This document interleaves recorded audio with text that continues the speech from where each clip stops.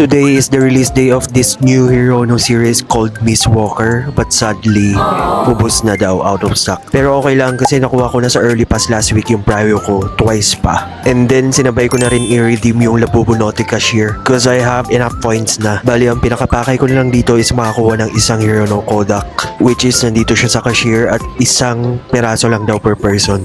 And finally nakakuha ko ng isa. Finally, unboxing tayo. And sabi ng staff galing pa doon ng South Korea to. I'm not sure if that's true. Ang masasabi ko lang, super cute niya. I'm so lucky na nakuha ko ng isa.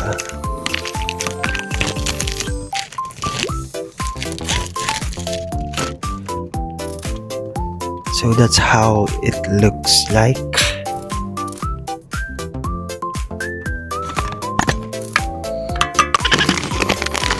Here, super cute.